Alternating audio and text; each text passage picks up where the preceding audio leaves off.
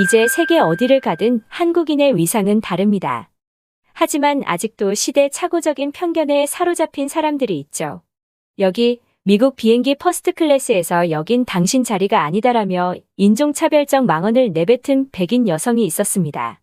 그녀 앞에 선 위풍당당한 한국인. 그의 침착하지만 단호한 대응과 모두를 놀라게 한 그의 숨겨진 엄청난 영향력 앞에 오만했던 그녀는 어떻게 무너져 내렸을까요? 가슴 벅찬 자부심을 느끼게 될 그날의 여정을 지금부터 소개해드리겠습니다. 한국인 남성의 사연입니다. 안녕하세요. 제 이야기를 들어보시겠어요? 살다 보면 정말 별의별 일을 다 겪게 되는데 얼마 전에 제가 겪었던 일은 정말이지 헛웃음만 나오더라고요. 제 이름은 이정훈이라고 합니다.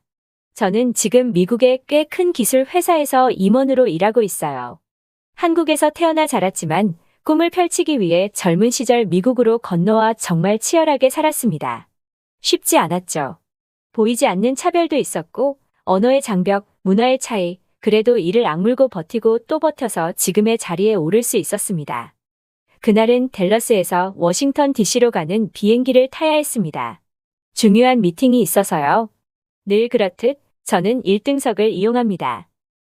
제가 특별해서라기보다는 장거리 비행이 잦고 비행 중에도 처리해야 할 업무가 많아서 편안함과 효율성을 위해서죠. 댈러스 포트워스 국제공항은 익숙했습니다. 우선 탑승 수속을 받고 라운지에서 잠시 숨을 돌린 뒤 비행기에 올랐습니다. 샴페인 한 잔을 건네받으며 제 자리인 2B로 향했죠. 창가 자리인 2A에는 아직 아무도 없었습니다. 저는 자리에 앉아 노트북을 켜고 미팅 자료 검토를 시작했습니다. 비행기 안에 그 약간은 들뜬 그러면서도 차분한 소음 속에서 일에 집중하는 것은 이제 제게 익숙한 일상이었습니다. 잠시 후 제 옆자리에 앉을 승객이 나타났습니다. 캐서린 밀러. 나중에야 알게 된 이름이지만 첫인상부터 뭔가 좀 그랬습니다. 딱 봐도 값비싸 보이는 옷과 가방, 그리고 세상을 다 가진 듯한 표정.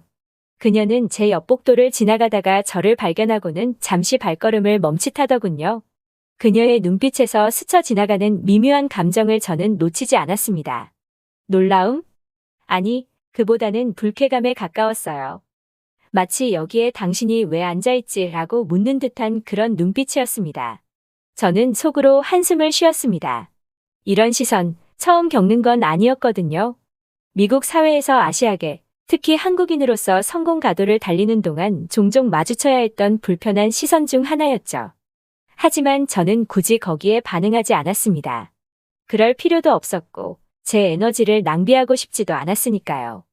그녀는 보란듯이 자신의 명품 토트백을 제 팔걸이 옆에 쿵 소리가 나게 내려놓고는 자리에 앉았습니다.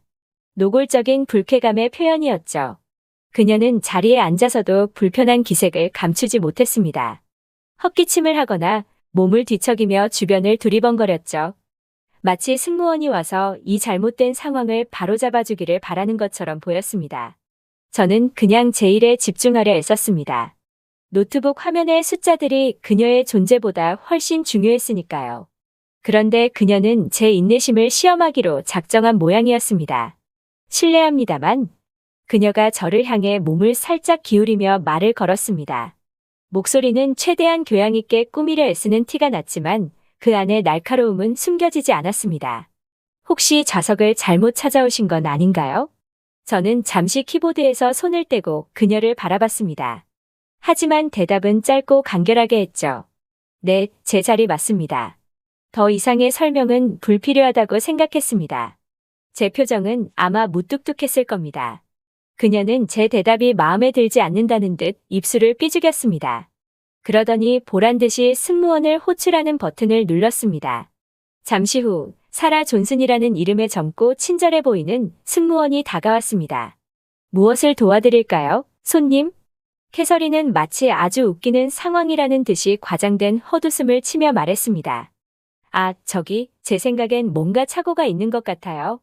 이 신사분께서 자리를 잘못 찾으신 것 같아서요. 사라는 잠시 저를 쳐다봤습니다. 저는 그때까지도 별다른 표정 변화 없이 그녀를 마주 봤습니다. 사라는 곧바로 자신의 태블릿 PC를 꺼내 승객 명단을 확인했습니다. 확인해보니 이정훈 씨 맞으시죠? 네, 입이 좌석 맞으십니다. 손님께서는 이해이시고요. 사라는 정중하지만 단호하게 말했습니다. 캐서린의 얼굴이 순간 굳어지는 것이 보였습니다. 그녀는 당황한 기색을 감추려 했으며 억지 웃음을 지었습니다. 어머, 이상하네요. 전 당연히 저분이 잘못 앉은 줄 알았어요. 제가 착각했나 보군요. 사라는 상황을 파악했다는 듯 여전히 미소를 잃지 않고 말했습니다. 네, 손님. 모든 것이 정상입니다. 혹시 다른 불편한 점은 없으신가요? 아니요, 됐어요. 캐서린은 퉁명스럽게 대답하고는 창밖으로 고개를 돌렸습니다. 하지만 그녀의 가늘게 떨리는 어깨를 보니 이대로 끝날 것 같지는 않다는 예감이 들었습니다. 저는 다시 제 일에 집중하려 했습니다. 옆자리 승객과의 불필요한 마찰로 제 소중한 시간을 허비하고 싶지 않았습니다. 하지만 제 예상대로 그녀는 조용히 넘어갈 생각이 없어 보였습니다. 캐서린은 팔짱을 낀 채 뻣뻣하게 앉아 있었습니다. 그녀의 마음속에서 어떤 생각들이 오가는지 굳이 상상하지 않아도 알 것 같았습니다. 어떻게 감히 여기는 내 자리인데 이런 사람과 함께 가야 하다니 이런 종류의 생각들이겠죠. 수십 년간 1등석만 이용해온 그녀에게 동양인 남자가 그것도 자신보다 더 당당하게 자리를 차지하고 앉아 노트북을 두드리고 있는 모습은 참을 수 없는 모욕이었을지도 모릅니다. 그녀가 잘못한 것은 아무것도 없었지만 그저 저라는 존재 자체가 그녀에게는 불편함이었던 겁니다. 숨소리가 점점 거칠어지는 것이 느껴졌습니다. 그녀는 결국 다시 호출 버튼을 눌렀습니다. 이번에도 사라가 다가왔습니다. 그녀의 미소는 여전히 프로페셔널했지만 약간의 피로감이 섞여 있는 듯했습니다. 네, 손님. 무엇을 도와드릴까요? 캐서린은 목소리를 낮추고 신중하게 말했습니다. 자리 변경을 요청하고 싶어요. 사라는 잠시 놀란 표정을 지었습니다. 혹시 좌석에 문제가 있으신가요? 불편하신 점이라도. 캐서린은 잠시 망설이는 듯하더니 저를 턱짓으로 가리키며 목소리를 더욱 낮췄습니다. 그냥 제가 여기 앉아 있는 게 좀 불편해서요.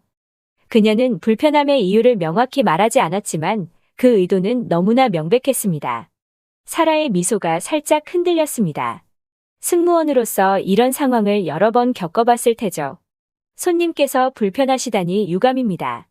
혹시 좌석의 기술적인 문제라면? 아니요, 좌석 문제는 아니에요. 캐서린이 말을 잘랐습니다. 그냥 다른 곳에 앉고 싶어요. 저는 그때까지도 아무 말 없이 키보드 위에 손가락을 올려놓고 있었습니다. 그녀의 말을 듣고 있었지만 굳이 끼어들 필요는 느끼지 못했습니다. 사라는 다시 한번 제 쪽을 흘깃보고는 태블릿을 확인했습니다. 손님, 죄송하지만 오늘은 1등석이 만석입니다. 이용 가능한 빈 좌석이 없네요. 캐서린의 얼굴이 일그러졌습니다. 사라는 미안하다는 듯 덧붙였습니다. 혹시 괜찮으시다면 일반석은 확인해 볼 수 있습니다만. 일반석이라고요? 캐서린의 목소리가 날카롭게 높아졌습니다. 마치 세상에서 가장 모욕적인 말을 들었다는 듯이요. 그녀의 얼굴이 붉게 달아올랐습니다. 그건 안 되겠네요. 그렇다면 죄송하지만 지정된 좌석에 머무르셔야 할 것 같습니다. 사라는 더 이상 미안한 기색 없이 사무적인 어조로 말했습니다. 캐서린은 입술을 깨물며 억지로 미소를 지었습니다. 선택의 여지가 없겠군요. 사라가 다른 도움이 필요하면 다시 불러달라는 말을 남기고 자리를 떠났습니다. 하지만 캐서린의 귀에는 그 말이 들리지 않는 것 같았습니다. 그녀는 분노로 부들부들 떨고 있었습니다. 그리고 저는 다시 노트북 화면으로 시선을 돌렸습니다. 그녀가 존재하지 않는 것처럼요. 제 이런 무대응이 그녀를 더욱 화나게 만들었을 겁니다. 아니나 다를까 그녀는 또다시 호출 버튼을 눌렀습니다. 이번에는 사라도 조금 망설이는 듯 보였습니다. 하지만 이내 다시 다가왔죠. 책임자와 이야기하고 싶어요. 캐서린은 이제 노골적으로 불만을 표출하기 시작했습니다. 제가 이 항공편의 수석 승무원입니다. 무엇을 도와드릴까요? 사라는 침착하게 응대했습니다. 하지만 캐서린은 물러서지 않았습니다. 수석 승무원 말고 기장님이나 더 높은 분과 이야기하고 싶다는 겁니다. 주변 승객들의 웅성거림이 들려왔습니다. 몇몇은 노골적으로 이쪽을 쳐다보며 수군거렸습니다. 블루투스 이어폰을 낀 한 중년 남성은 또 시작이군 하고 작게 중얼거리는 것 같기도 했습니다. 손님, 기장님은 지금 이륙 준비 중이셔서 대화가 어렵습니다. 제가 최대한 도와드리겠습니다. 사라의 인내심에도 한계가 오고 있는 것이 느껴졌습니다. 캐서린은 제 반응을 살폈습니다. 제가 불안해하거나 불편해하는 기색을 보이기를 기대했겠죠. 하지만 저는 여전히 미동도 하지 않았습니다. 마치 이런 상황이 익숙하다는 듯이요. 그러자 그녀는 최후의 카드를 꺼내 들었습니다. 목소리를 다시 낮추고 하지만 주변 사람들이 들을 수 있을 만큼의 크기로 말했습니다. 안전하지 않다고 느껴져요. 그 말이 나오는 순간 기내의 공기가 싸늘하게 얼어붙었습니다. 사라의 표정이 굳었고 저 역시 타이핑을 멈췄습니다. 안전하지 않다는 말은 특히 비행기 안에서는 절대 가볍게 사용될 수 없는 단어였습니다. 블루투스 이어폰을 낀 남자는 이제 대놓고 이런 맙소사 하고 중얼거렸습니다. 사라는 자세를 바로잡고 물었습니다. 손님, 죄송하지만 그게 무슨 뜻인지 명확히 설명해 주시겠습니까? 캐서린은 마치 연극배우처럼 두 손을 무릎 위에 가지런히 모으고 고개를 살짝 기울이며 말했습니다. 그냥 편하지 않다는 거예요. 어렵게 만들고 싶지는 않지만 제 생각엔 다른 사람이 이 자리에 앉는 게 최선일 것 같아요. 그녀는 직접적으로 저를 위협적이라고 말하지는 않았지만 교묘하게 그런 뉘앙스를 풍겼습니다. 바로 그때였습니다. 저는 조용히 노트북을 덮었습니다. 그리고 처음으로 그녀의 눈을 똑바로 쳐다봤습니다. 제 시선에 그녀는 순간 움찔하는 것 같았습니다. 아주 잠깐이었지만 그녀의 눈빛에서 확신이 흔들리는 것을 보았습니다. 하지만 그녀는 이미 너무 멀리 와버렸습니다. 이제 와서 물러설 수는 없었겠죠. 그녀는 더 큰 소리로 자신의 주장을 펼치기 시작했습니다. 제가 안전하지 않다고 느끼는데 당연히 조치를 취해줘야 하는 것 아닌가요? 캐서린의 목소리가 높아지자 기내는 완전히 조용해졌습니다. 모든 시선이 우리에게 쏠렸습니다. 안전하지 않다는 그녀의 주장은 이제 명백한 고발이 되어 공중에 떠다녔습니다. 사라는 굳은 표정으로 물었습니다. 손님, 지금 이 승객에게 위협을 느끼신다는 말씀이신가요? 캐서린은 교묘하게 대답을 피했습니다. 그렇게 말하는 건 아니에요. 그냥 불편하다는 거죠. 그게 전부예요. 하지만 그녀의 의도는 너무나 뻔했습니다. 복도 건너편의 사업가처럼 보이는 남자는 기가 막히네 라고 중얼거리며 고개를 저었습니다. 몇 줄 뒤에 앉은 젊은 여성은 스마트폰을 들어 몰래 촬영하는 듯했습니다. 사람들의 수군거림은 이제 동정이나 호기심이 아닌 비난의 기색을 띠기 시작했습니다. 캐서린도 그걸 느꼈을 겁니다. 상황이 자신에게 불리하게 돌아가고 있다는 것을요. 하지만 그녀는 멈추지 않았습니다. 이건 아주 간단한 요청이에요. 그녀는 애써 침착함을 가장하며 말했습니다. 제가 불편하다면 다른 자리로 옮겨갈 권리가 있는 것 아닌가요?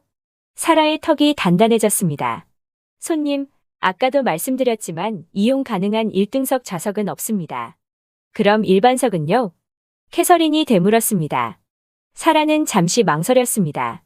일반석에는 빈 좌석이 2개 있습니다. 완벽하네요. 그럼 저 사람을 그쪽으로 보내세요. 캐서린의 말에 기내에는 경악과 조소가 뒤섞인 낮은 웅성거림이 퍼져나갔습니다. 저는 깊은 숨을 내쉬었습니다. 제 손가락이 노트북 표면을 한번 가볍게 두드렸습니다. 여전히 아무 말도 하지 않았지만 이제는 저도 움직일 때가 되었다는 것을 알았습니다. 사라는 믿을 수 없다는 듯 캐서린의 말을 되짚었습니다. 손님, 다시 한번 확인하겠습니다. 지금 손님께서 옆자리에 앉기 싫다는 이유만으로 이 승객을 일반석으로 옮기라고 요구하시는 겁니까? 네. 캐서린은 망설임 없이 고개를 끄덕였습니다. 그럴 수는 없습니다. 사라의 목소리는 이제 단호함을 넘어 차갑기까지 했습니다. 뭐라고요? 캐서린의 눈이 커졌습니다. 이정훈 손님께서는 손님과 마찬가지로 정당한 1등석 티켓을 구매하셨고 지정된 좌석에 앉아 계십니다. 저는 그 어떤 이유로도 이분께 자리를 옮기라고 요구할 수 없으며 그렇게 하지도 않을 것입니다.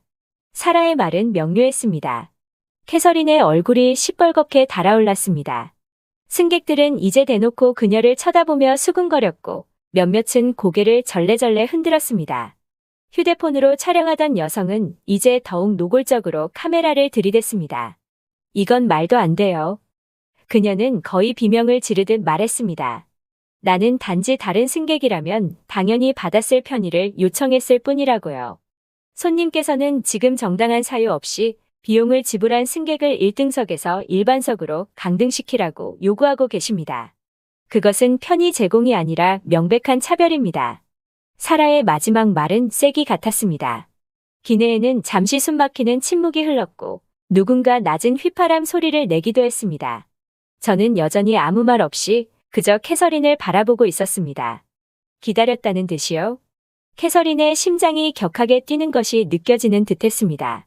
상황은 그녀가 원했던 방향과는 정반대로 흘러가고 있었습니다. 사라는 어깨를 펴고 마지막 통첩을 했습니다. 손님, 저희는 곧 활주로로 이동할 것입니다. 만약 계속해서 자리에 앉지 않고 승무원의 지시에 따르지 않으신다면 규정에 따라 손님께서는 비행기에서 내리셔야 합니다. 뭐라고요? 캐서린의 목소리가 떨렸습니다. 선택지는 두 가지입니다. 조용히 자리에 앉아 가시거나 지금 비행기에서 내리시는 겁니다. 하지만 이정훈 손님께서는 움직이지 않으실 겁니다. 사라의 말에 몇몇 승객들이 작게 박수를 쳤습니다. 굴욕감이 캐서린의 온몸을 휘감는 것이 보였습니다. 자신이 질책받는 대상이 될 거라고는 상상도 못했겠죠. 그녀는 뭔가 더 항의하려 입을 열었습니다. 바로 그 순간 저는 조용히 제 재킷 안주머니에 손을 넣었습니다. 그리고 천천히 가죽 지갑을 꺼내 열었습니다. 그 안에는 제 신분증이 들어있었죠. 평범한 신분증이 아니었습니다. 제가 몸담고 있는 회사 에버코어 인텔리전스의 로고와 함께 제 이름 그리고 직함이 선명하게 찍혀 있었습니다. 이정훈 수석 부사장, 글로벌 전략 담당. 저는 그것을 사라와 캐서린이 볼 수 있도록 잠시 들어 보였습니다. 번쩍이는 금색은 아니었지만 그 안에 담긴 무게감은 결코 가볍지 않았습니다. 기내의 공기가 다시 한번 바뀌는 것이 느껴졌습니다. 캐서린의 몸이 그대로 굳어버렸습니다. 승객들 사이에서는 낮은 탄성이 터져 나왔고 몇몇은 웃음을 참지 못했습니다. 촬영하던 여성은 재빨리 제 신분증을 확대 촬영했습니다. 저는 침착하고 담담한 목소리로 캐서린에게 말했습니다. 제 목소리에는 어떤 감정도 실려 있지 않았습니다. 부인. 저는 고개를 살짝 기울이며 말했습니다. 혹시 공식적으로 불만을 제기하시겠습니까? 제가 지금 바로 진술서를 받아들일 수 있습니다. 캐서린은 숨 쉬는 것조차 잊은 듯 보였습니다.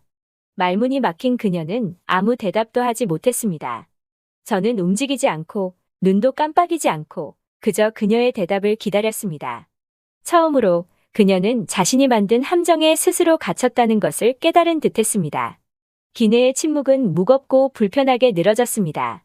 제 신분증, 에버코어 인텔리전스 수석 부사장이라는 직함이 박힌 그 카드는 조명 아래서 조용히 빛나고 있었습니다. 캐서린이 그토록 무시하고 쫓아내려 했던 동양인 남자가 사실은 그녀가 속한 상류 사회에서도 함부로 대하기 어려운 위치에 있는 인물이라는 사실이 드러난 순간이었죠.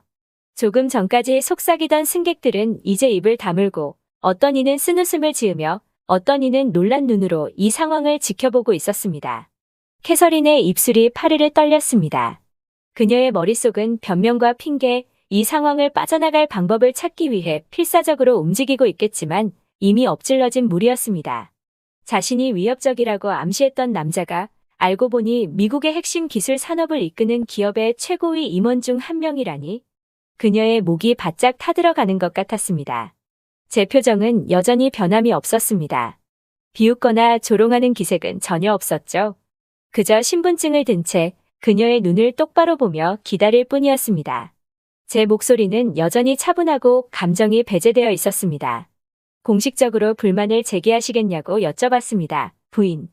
그 말은 마치 장전된 총처럼 공중에 떠 있었습니다. 캐서린은 몸이 얼어붙은 듯 꼼짝도 하지 못했고 얼굴은 점점 더 붉게 달아올랐습니다.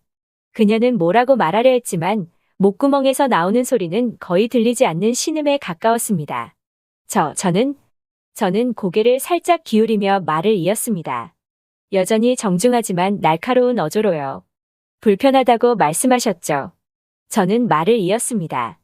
연방 항공편에서 그런 주장은 매우 심각하게 받아들여집니다. 만약 제가 부적절한 행동을 했다고 생각하신다면 기꺼이 진술을 듣겠습니다. 캐서린의 뱃속이 차갑게 가라앉는 것이 느껴지는 듯했습니다. 불과 몇 분 전까지만 해도 그녀는 이 상황을 주도하고 있었습니다. 동정심을 얻고 주변 사람들이 자신의 편을 들어줄 것이라고 예상했겠죠.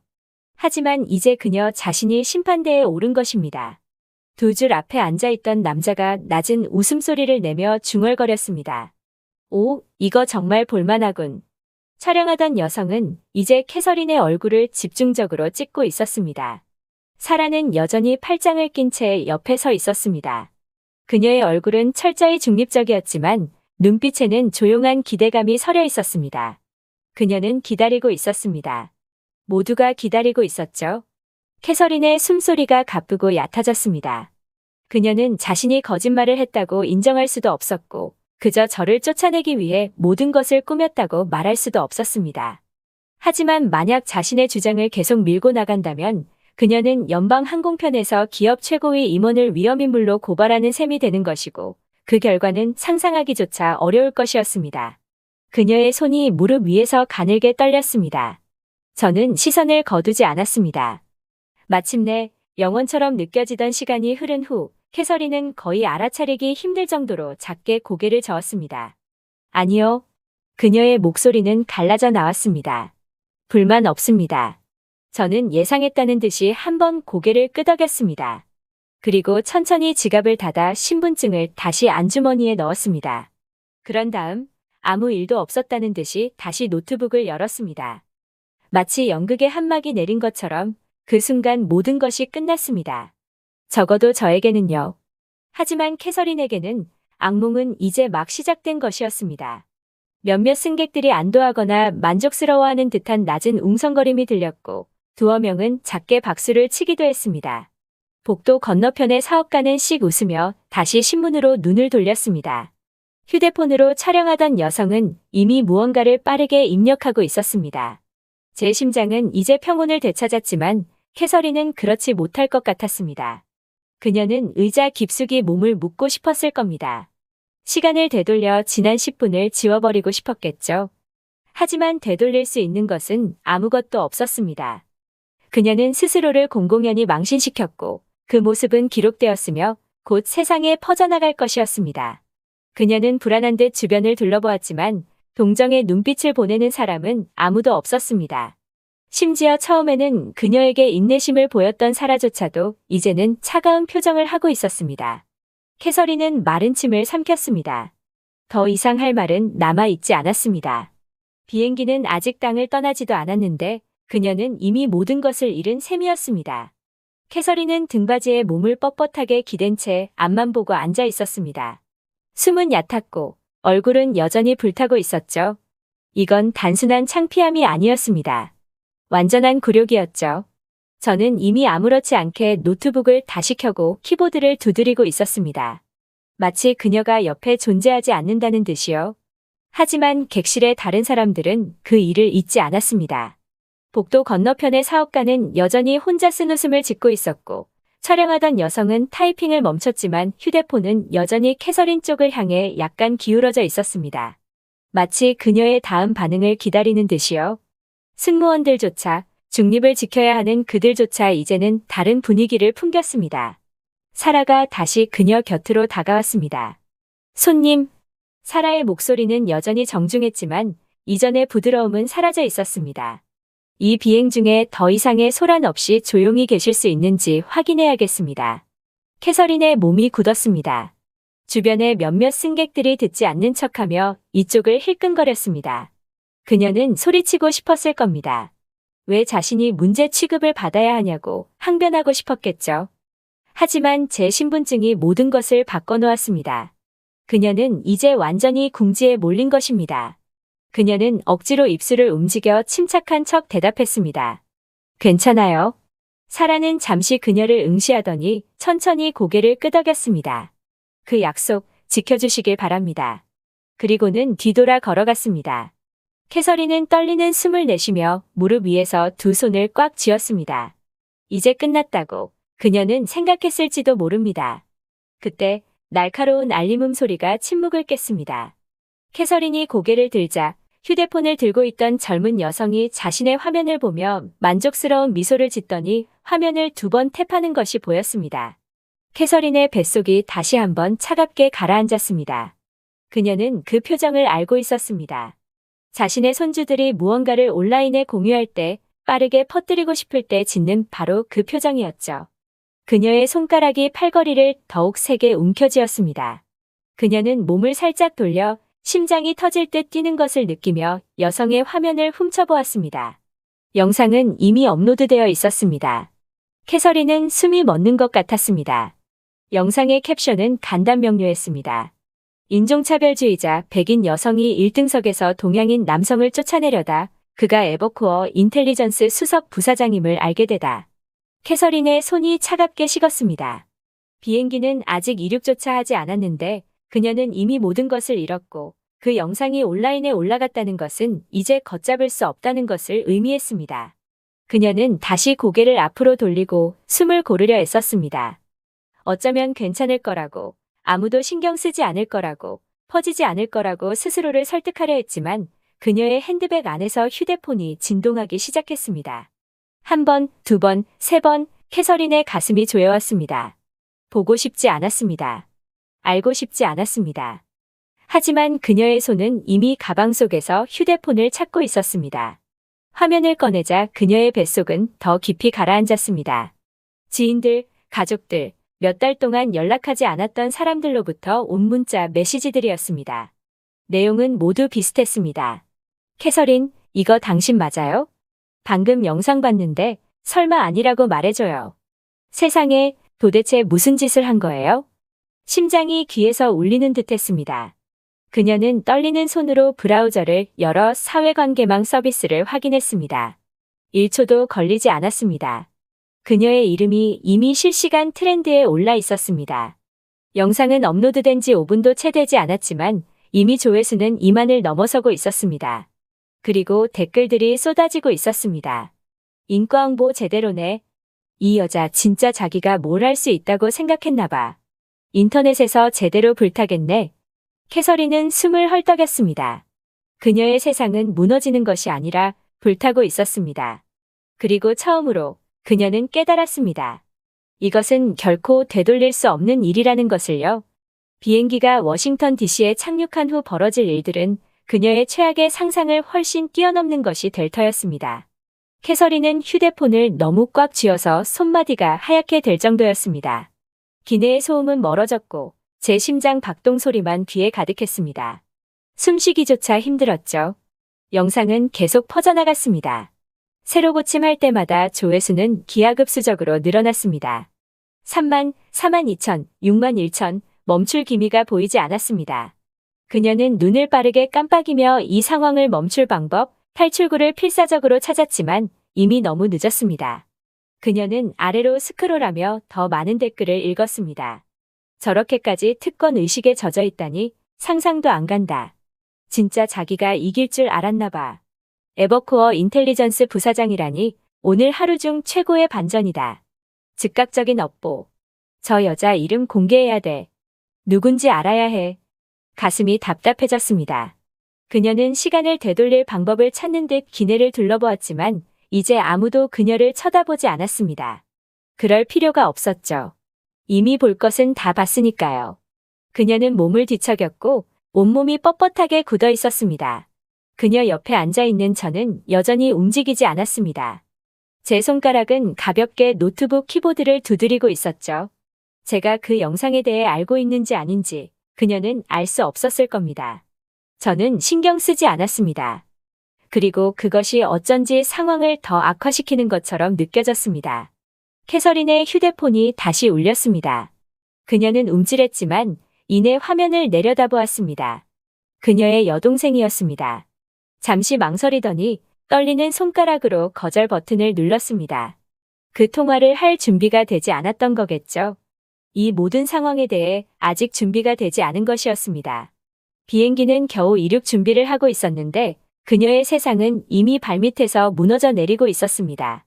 그녀는 날카롭게 숨을 내쉬며 스스로를 진정시키려 했었습니다. 계획이 필요했습니다. 이 상황을 수습할 방법이요. 그 사이 비행기는 이미 조용히 활주로를 떠나 구름 위로 올라 있었죠. 사과를 할까? 아니, 그건 불에 기름을 붓는 격일 뿐이었습니다. 무시할까? 영상을 못 본 척할까? 아니, 그건 더 최악이었습니다. 그녀의 마음은 혼란스러웠고 생각들은 서로 충돌하며 소용돌이쳤습니다. 그때 기장의 안내 방송이 흘러나왔습니다. 신사숙녀 여러분, 저희 비행기는 곧 워싱턴 DC 레이건 내셔널 공항으로 하강을 시작합니다. 현지 시각은 오후 5시 43분입니다. 착륙 준비를 위해 안전벨트를 확인해 주시기 바랍니다. 캐서린의 심장이 쿵 내려앉았습니다. 비행기 안에서의 혼란에 너무 집중한 나머지 밖에서 무엇이 기다리고 있을지 잊고 있었던 겁니다. 그녀는 마지막으로 영상을 새로 고침했습니다. 조회수 97,000.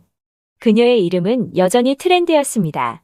그녀는 떨리는 손으로 휴대폰을 다시 가방에 쑤셔 넣으며 아직 이 상황을 통제할 수 있다고, 어쩌면 생각만큼 나쁘지는 않을 것이라고 스스로를 설득하려 애썼습니다.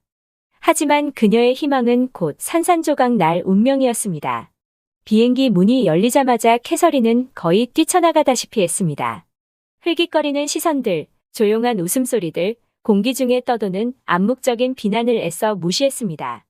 그저 빨리 이곳을 벗어나고 싶었을 뿐이었습니다. 하지만 레이건 내셔널 공항의 수함을 찾는 곳 근처에 다다랐을 때 그녀는 숨을 멈췄습니다. 기다리고 있는 기자들이 있었습니다. 아직은 큰 무리는 아니었지만 충분히 위협적인 숫자였습니다. 네이비색 블레이저를 입은 한 여기자가 휴대폰을 보며 마이크에 대고 말하고 있었고 카메라맨이 그 모습을 담고 있었습니다. 현재 온라인에서 급속도로 퍼지고 있는 이 영상은 신원이 밝혀지지 않은 한 여성이 1등석에서 동양인 기업 임원을 불편하다는 이유로 쫓아내려 시도하는 모습을 보여줍니다. 이 영상은 불과 몇 시간 만에 100만 뷰 이상을 기록했습니다. 100만 뷰. 캐서린은 숨을 쉴 수가 없었습니다. 그건 불가능한 숫자였습니다. 그녀는 기자들이 자신을 보지 못했기를 바라며 재빨리 고개를 돌렸습니다. 하지만 기자 중 한 명과 눈이 마주쳤습니다. 그 기자의 얼굴이 환해졌습니다. 잠깐만요. 저기, 저 여자예요. 캐서린은 발뒤꿈치를 축으로 휙 돌았습니다. 공포가 그녀의 가슴을 찔렀습니다. 이런 모습으로 사람들에게 보일 수는 없었습니다. 그녀는 빠른 걸음으로 움직였고 하이힐 소리가 타일 바닥에 날카롭게 울렸습니다. 출구로 가야 했습니다. 지금 당장요.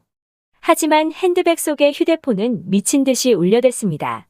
문자 메시지, 부재중 전화, 각종 알림, 그녀는 이것으로부터 도망칠 수 없었습니다. 숨을 헐떡이며 땀에 젖은 손으로 여행객들 사이를 헤치고 나아갔습니다. 겨우 도로변에 도착했을 때 등 뒤에서 그녀의 이름이 외쳐졌습니다. 밀러 씨, 영상에 대해 하실 말씀 없으신가요? 그녀는 움찔했습니다. 자신의 이름이 벌써 공개되었을 줄은 몰랐습니다. 택시 한 대가 천천히 다가왔고 그녀는 거의 몸을 던지다시피 뒷좌석에 올라탔습니다. 가요. 지금 당장. 그녀는 택시기사에게 쏘아붙였습니다. 택시기사는 의아하다는 듯 눈썹을 치켜 올렸지만 아무 말 없이 차를 출발시켰습니다. 캐서린은 두 손으로 관자놀이를 누르고 눈을 질끈 감았습니다. 100만 뷰. 속이 울렁거렸습니다.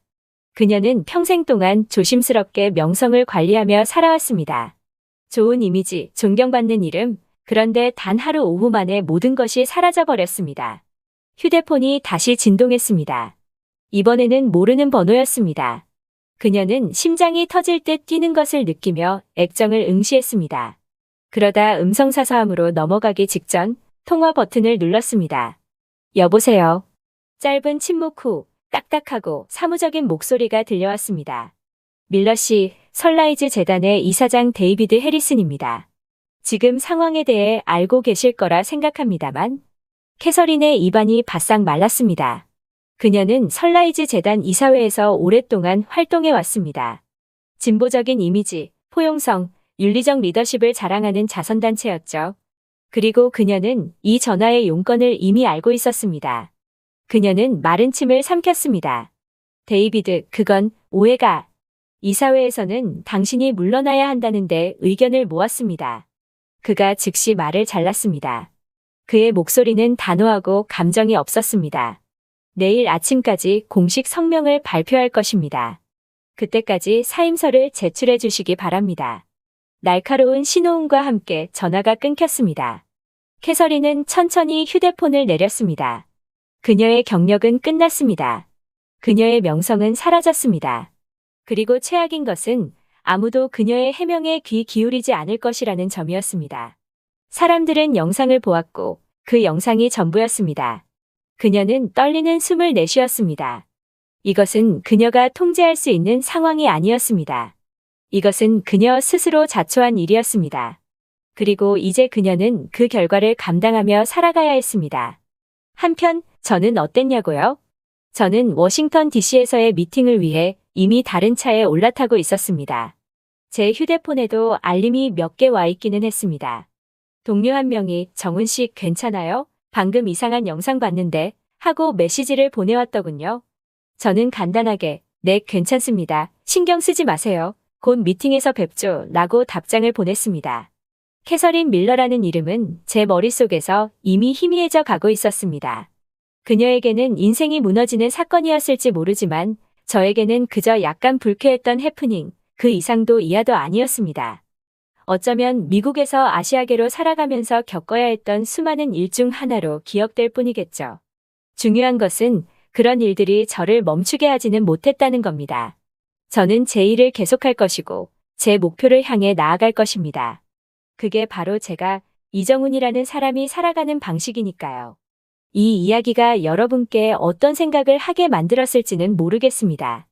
세상에는 참 다양한 사람들이 있고 때로는 이해하기 힘든 편견과 마주하기도 하죠. 중요한 것은 그런 상황에 어떻게 대처하고 자신의 존엄성을 지켜나가는가 하는 점인 것 같습니다. 감사합니다.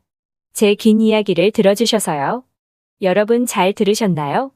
짧은 비행시간 동안 벌어진 이 사건은 관련된 인물들에게 각기 다른 무게의 기억으로 남았을 겁니다. 우리는 살면서 수많은 만남과 헤어짐을 반복하고 때로는 의도치 않게 누군가에게 깊은 인상을 남기기도 또 상처를 주기도 합니다. 만약 여러분이 비슷한 상황에 처했다면 어떤 선택을 했을지, 그리고 이 이야기를 통해 어떤 감정을 느끼셨는지 궁금해지네요. 각자의 마음속에 남은 질문들을 곱씹어보는 시간이 되셨기를 바랍니다. 오늘 이야기는 여기까지입니다. 오늘도 끝까지 시청해주셔서 감사합니다. 지금까지 특별한 한국의 이야기를 전해드리는 스페셜 튜브였습니다. 구독과 좋아요를 눌러주시면 영상 제작에 큰 힘이 됩니다. 소중한 의견도 댓글로 남겨주세요. 더욱더 좋은 영상으로 찾아뵙겠습니다.